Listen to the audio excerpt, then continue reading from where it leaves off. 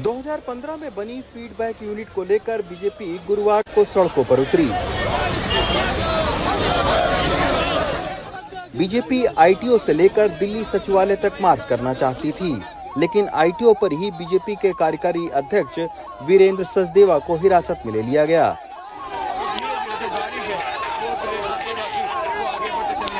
इस दौरान पुलिस के साथ धक्का मुक्की भी हुई।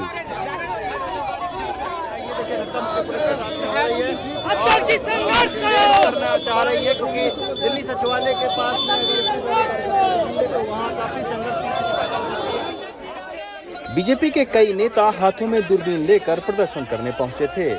बीजेपी एफबीयू को लेकर केजरीवाल के इस्तीफे की मांग कर रही है।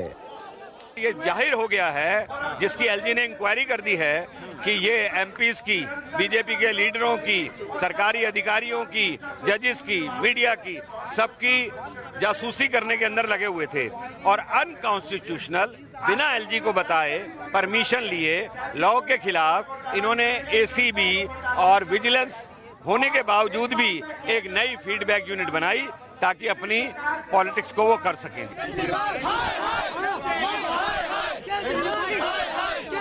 उधर पहली बार एफबीयू के मामले पर आम आदमी पार्टी ने चुप्पी तोड़ी।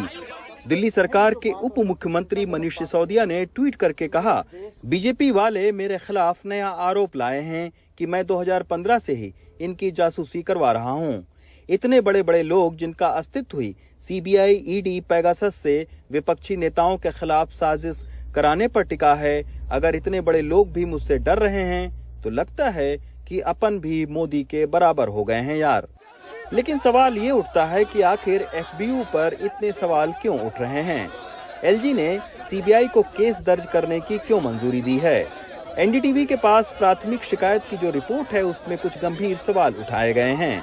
मसलन सितंबर 2015 में कैबिनेट में एफबीयू यानी फीडबैक यूनिट के गठन को मंजूरी बिना कैबिनेट नोट के दी गई।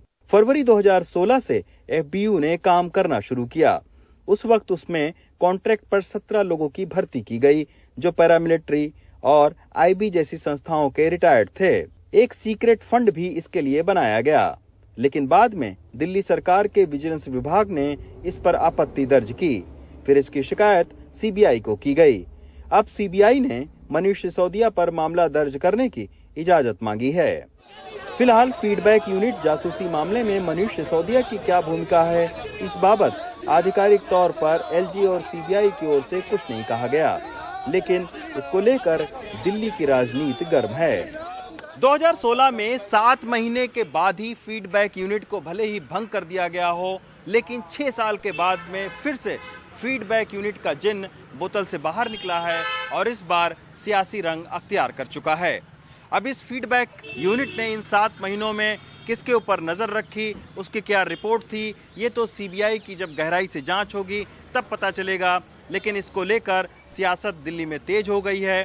धरने प्रदर्शन का दौर शुरू हो चुका है। दिल्ली से जेवियर और शरद शर्मा के साथ रवीश रंजन शुक्ला, एनडीटीवी इंडिया।